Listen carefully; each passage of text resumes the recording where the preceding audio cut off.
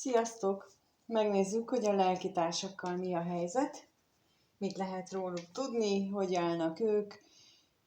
Az én értelmezésem szerint a lelkitárs az bárki lehet, aki azzal a szándékkal érkezik az életünkbe, hogy segítsen és támogasson bennünket, és a támogatás nem csak azt jelenti, hogy csak és szépet és jót ad nekünk, hanem sokkal inkább a támogatás azt jelenti, hogy ami az életfeladatunk, annak a megvalósításához ad nekünk tapasztalatot, életélményt.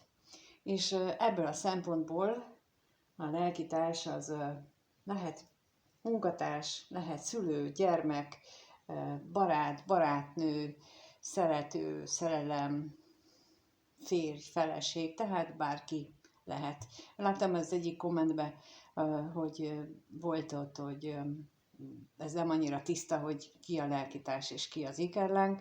Tehát a lelkitársnál ez a lényeg, hogy lehet itt a férfivel jelölt férfi, nő, de ő is lehet férfi, nő, bárki, és szólhat ez bármiről. Bár nagyon sok esetben itt azért egy párkapcsolati energiákat szoktunk látni, de ettől függetlenül a lelkitárs az lehet az életünkben bárki, bármilyen személy is.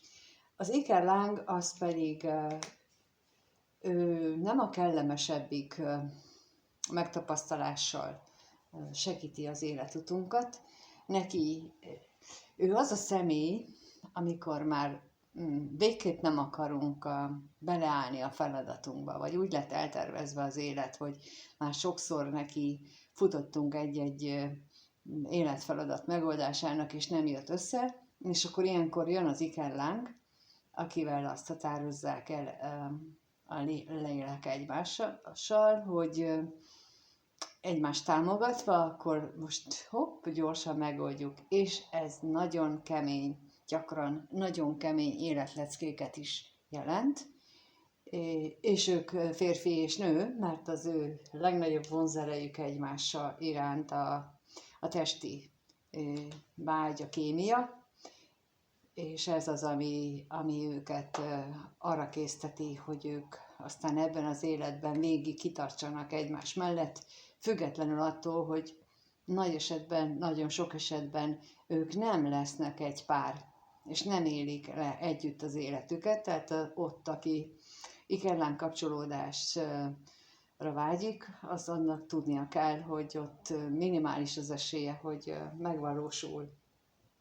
Fiatalon nagyon elvétve, de még idősebb korban is, tehát az 50 fölötti korban is nagyon ritkán van az, hogy ők tudnak kapcsolódni, hogy megengedi nekik a környezetük, úgymond, mert hogy biztos, hogy nagyon eltérőek környezetből jönnek. Na, úgyhogy ez az alapvető különbség a kétféle párkapcsolat vagy kapcsolódás között. De most a lelkitársakra nézzünk, az ikerlángokat majd egy következő videóban, és ott egyebekről is beszélünk, de most akkor azt kérdezzük meg, hogy mit lehet tudni ennek a lelkitársi párnak a jelenlegi kapcsolatáról, mi az, amit erről a kapcsolatról lehet tudni, hogyan működik jelenleg ez a kapcsolat.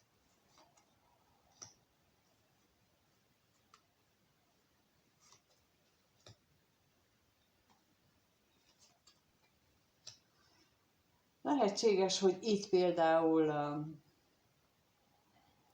averzió, majd mindjárt rákérdezünk, tehát komoly problémák vannak, de inkább a másikat gondolnám, hogy a kémia közöttük az most nem olyan jól működik, vagy legalábbis akadályoztatva van, függetlenül attól, hogy ők nagyon is reménykednek abban, hogy a sors az mellettük áll, és hogy ez a kettejüknek a kapcsolata az azért hosszú távra szól. És akkor kérlek szépen itt a szerencsétlenségre, amiből aztán kiderül talán, hogy mi ez itt, mi ez a szerencsétlenség.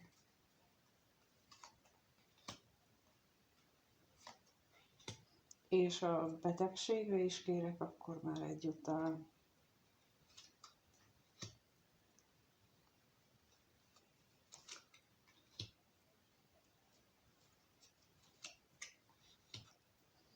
Hát leginkább azt a verziót tartanám, hogy a kémia működtetése akadályoztatva van, bizonyos esetekben hármas kapcsolódás miatt, bizonyos esetekben olyan ígéretek, kötelezettségek miatt, amelyeket valamelyik fél korábban tett, és amelyek itt a kettejüknek a kapcsolatát, illetve ezt a kapcsolódást akadályozza. És akkor kérnék szépen a reményre, hogy mi itt mégis a remény, mi adja a reményt ebben a kapcsolódásban, vagy miért vannak ők így együtt.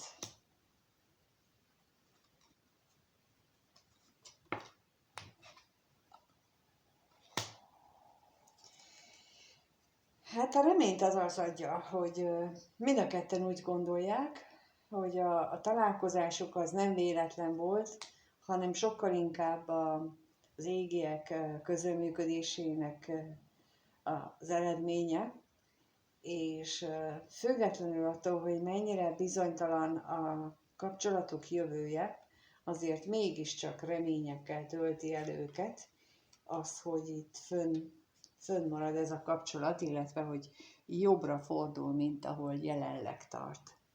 És akkor megnézzük most, hogy mit gondolnak ők egymásról, hogyan gondolkodnak egymásról, milyen gondolatokkal vannak.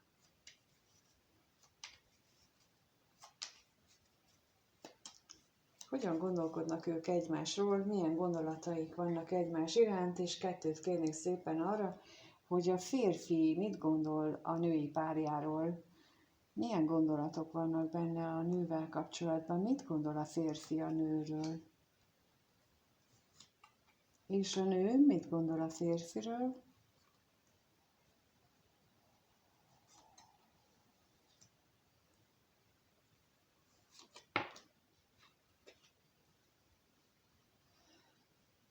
A férfi azt gondolja a női párjáról, hogy a nő az egy nagyon mély hitű.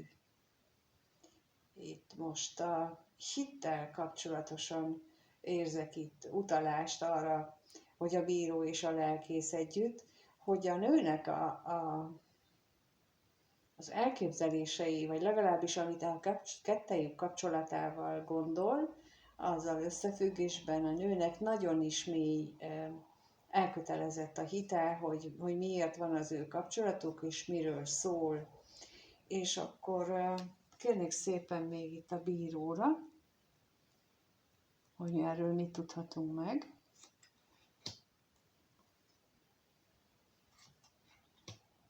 És a lelkészre is kérek.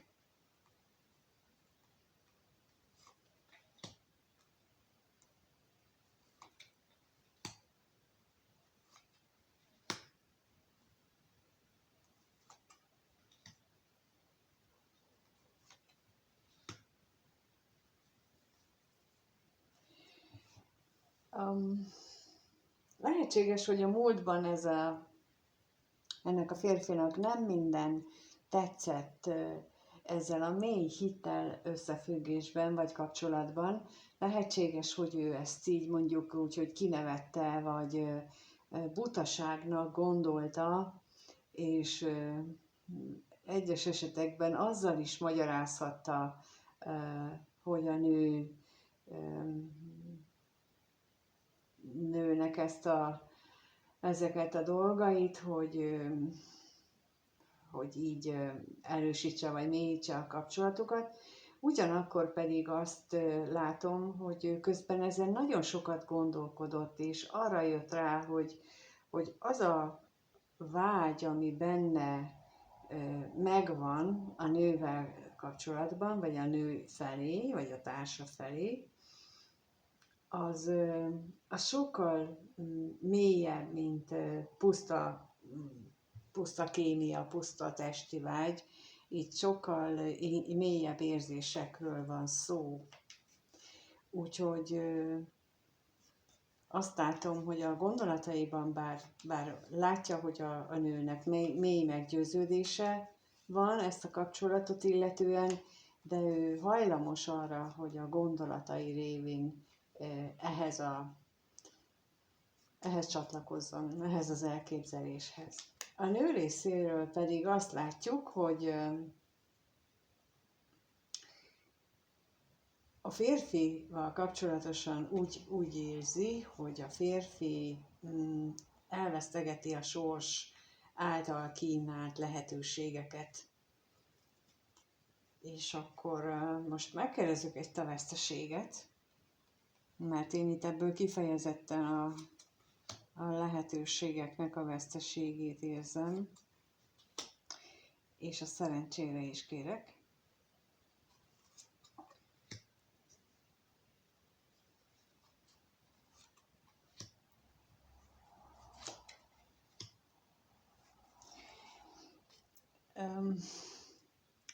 Úgy látom, hogy újra és újra a nő úgy gondolja, hogy újra és újra kap lehetőséget a férfi a sorstól, az élettől, és újra hagyja elveszni azokat.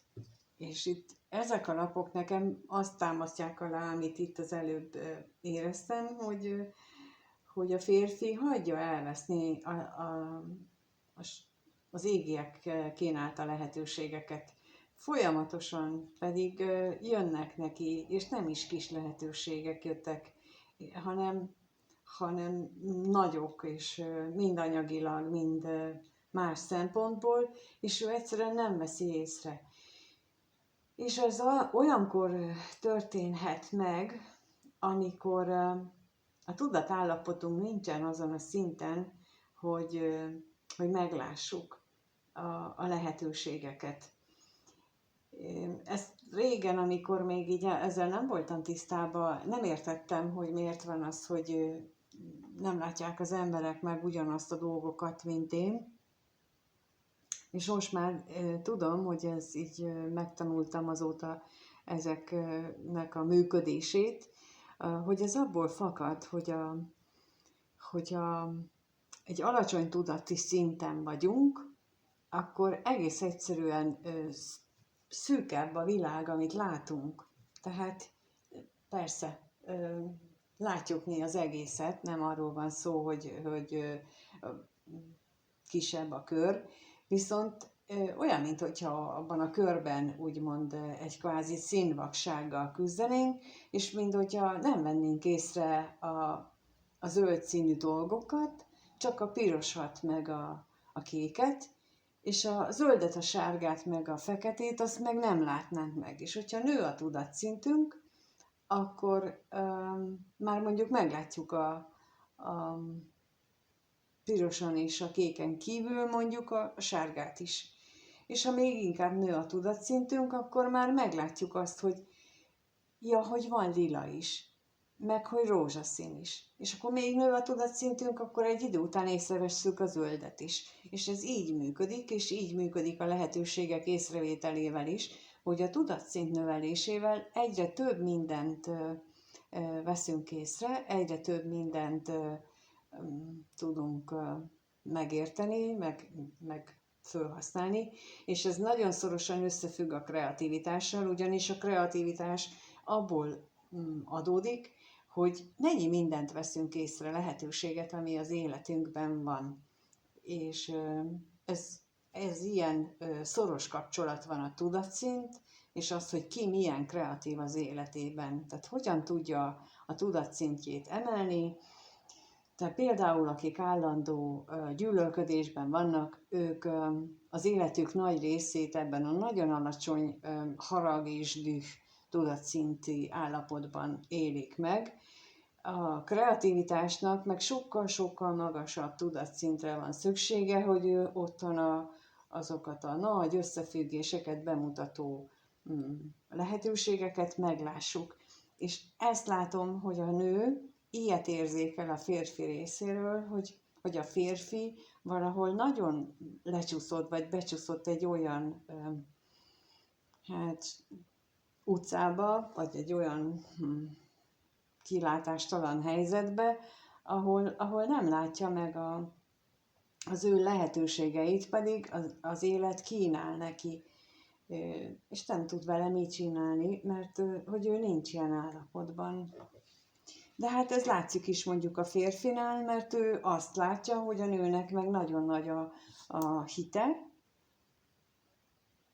és most már így, hogy belegondolt, hogy mit jelent ez, hogy nagyon nagy a hite, mint ahogy mondtam, hogy ő kezdetben azt hitte, hogy inkább ezzel csak őt el akarja csábítani, itt, hogy belegondolt, így rájött arra, hogy ez nem csak arról szól, hogy kémia és testi vágy, hanem itt már érzésekről is van szó. Na és akkor megnézzük azt, hogy mit éreznek ők egymás iránt, mert hogy itt azért látszik, hogy a férfiban is vannak érzések, csak valószínűleg ilyen tudatszinti dolgok miatt nem veszi észre azt, hogy mi történik valójában körülötte. Úgyhogy nézzük meg, hogy kettőt kérnek szépen, hogy mit érez a férfi a nő iránt, mit érez a férfi a nő iránt, és mit érez a nő a férfi iránt.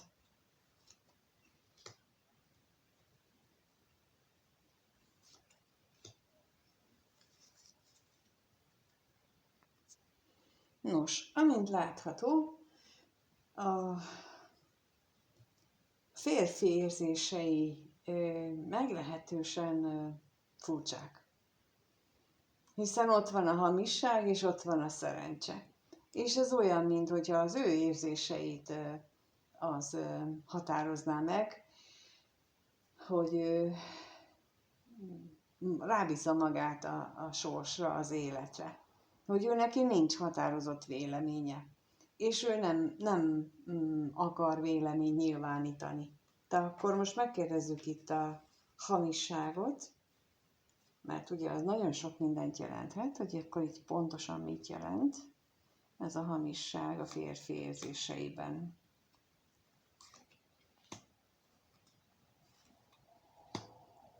És a szerencse?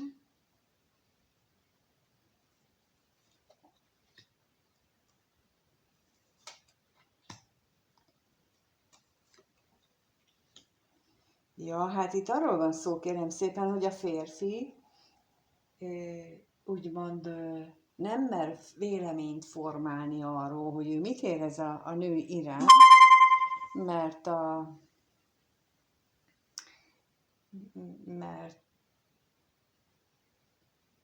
ahonnan ő jött, az ott nem volt divat kifejezni az érzéseket, ott nem tudott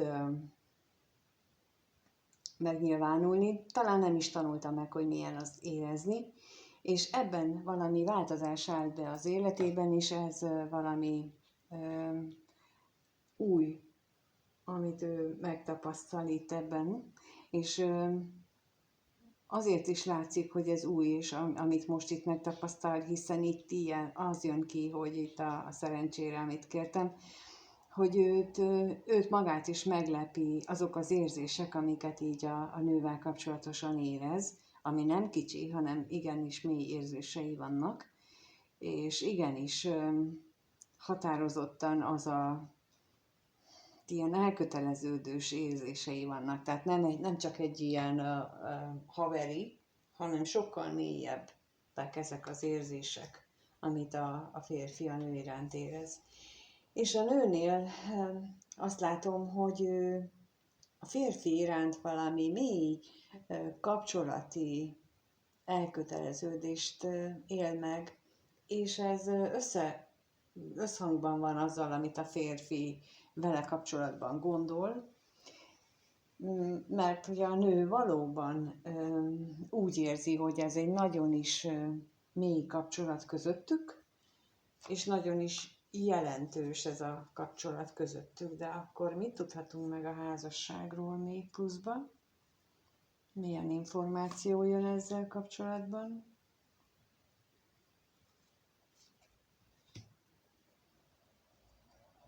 És a pénzre is.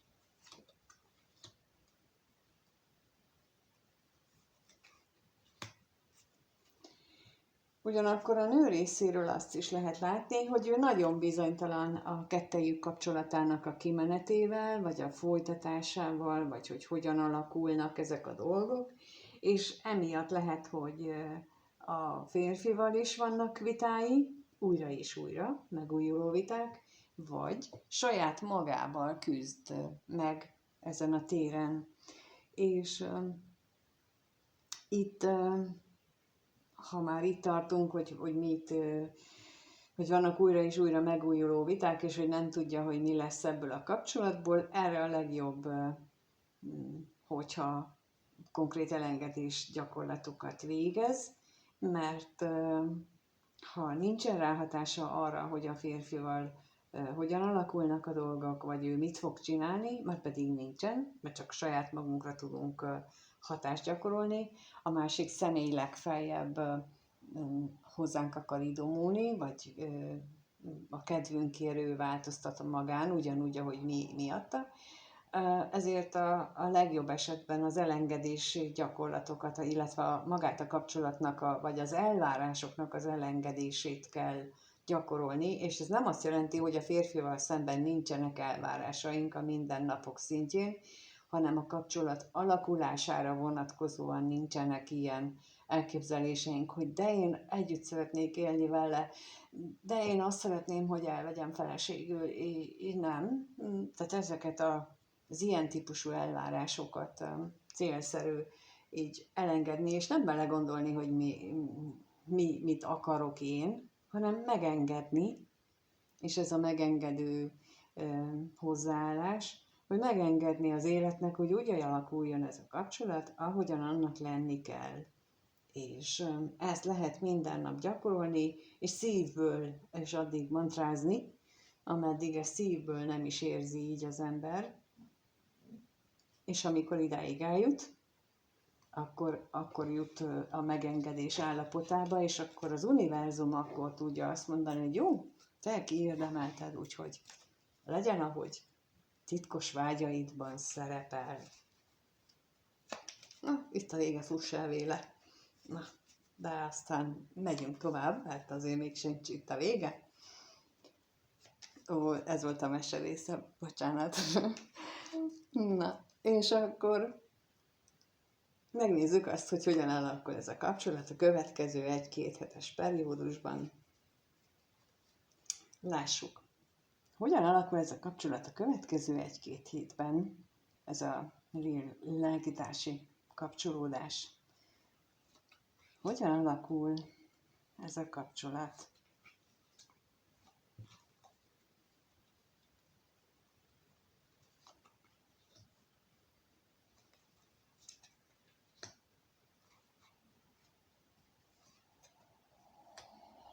Egészen úgy tűnik nekem, minthogyha megújulás küszöbére érkezne, és erről talán beszélgetnek is a felek egymással, hogy hogyan lehetne ezt a kettejük kapcsolatát megújítani, változtatni, függetlenül attól, hogy nagyon sok benne a félelem, a bizonytalanság, de ha van közös akarat, már pedig egyelőre úgy tűnik itt ezekből, hogy lesz sok esetben lesz közös akarat arra, hogy megújítsák a kapcsolatot, akkor ennek bizony meg lesznek a feltételei is. És akkor kérlek szépen itt a bíróra, hogy mégis mi ez a bizonytalansági tényező.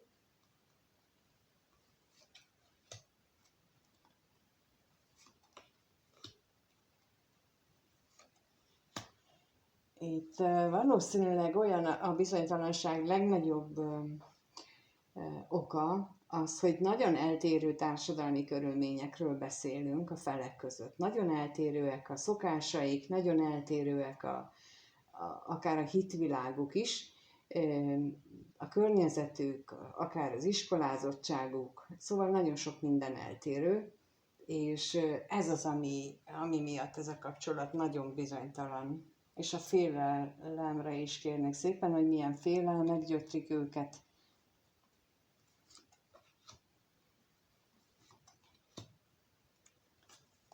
Hát, hogy nem jól alakulnak.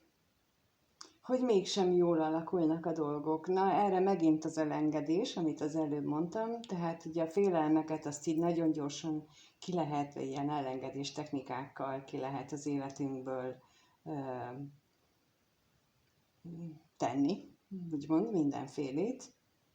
Én nekem például ilyen elengedés technikával tériszonyom szűnt meg, de ilyen napok alatt, tehát hogy így konkrétan nagyon-nagyon gyorsan, ami 20 évig megvolt, és egyszerűen miután megtanultam ezeket a technikákat, így hopp, eltűnt. És azóta nagyon is jól el vagyok vele, tehát azért nagyon hatékonyak tudnak lenni. Szóval itt félelmek azok, amelyek leginkább megakaszthatják a kapcsolatnak a további fejlődését, méghozzá ezektől való félelmek. És ez így nagyon szorosan összefügg. Oké, hogy ilyen nagyon nagy a különbség, oké, hogy ilyen nagyon sok mindenben kell összecsiszolódni a két félnek, viszont nagyon is ott van az, hogy ezt még tetézik azzal, hogy félnek, hogy nem fog sikerülni. Márpedig egyetlen ilyen gondolat, hogy nem fog sikerülni, az pont elég ahhoz, hogy tényleg ne úgy jöjjenek össze, hogy jó legyen. Viszont, mint mondtam, ott van az esély arra, hogy itt azért elindul egy pozitív változás, és akkor erre kérnek szépen a házasságra, hogy a kapcsolat pozitív oldaláról mit tudhatunk meg.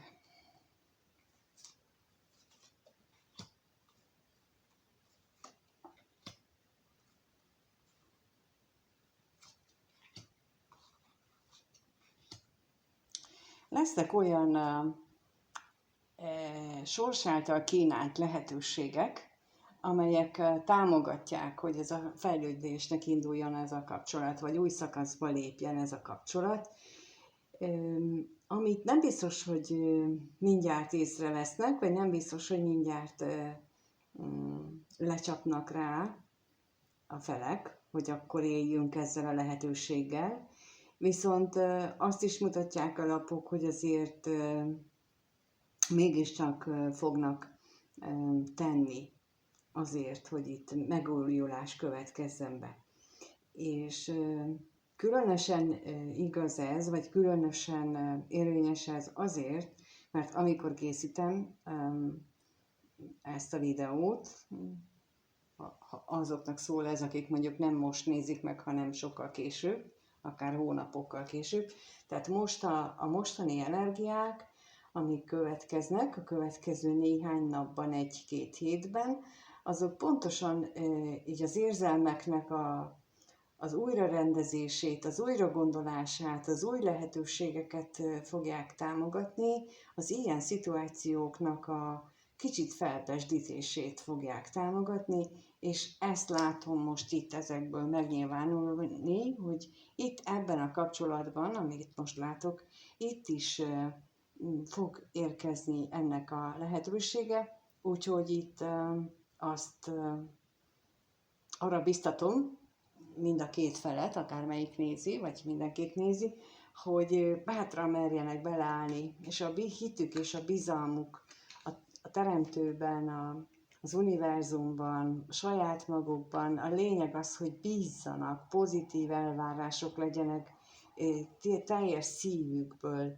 és ne legyen ott titokban sem, mert ugye nem elég, hogy kimondjuk, hanem még ne is érezzük, ne gondoljuk, és ne legyen ott a legbelső kis rekeszben sem kétség bennünk. Akkor sikeres egy ilyen megélés. Hát remélem, hogy ezzel tudtam megint segíteni néhányatoknak. Köszönöm szépen, hogy itt voltatok, és megnézitek. Köszönöm, hogyha megírjátok, hogy mit gondoltok, vagy hogyan gondoljátok. Ha egyénit szeretnétek, egyéni kirakást, akkor a leírásban megtaláljátok az elérhetőségemet, ahol egyeztethetünk elengedéssel, és minden ilyennel kapcsolatosan is kereshettek, hogy hogyan meg tudjuk azt is beszélni, hogy ezt hogyan lehetséges. Úgyhogy köszönöm szépen, hogy itt vagytok, és mindannyiótoknak minden jót kívánok. Sziasztok!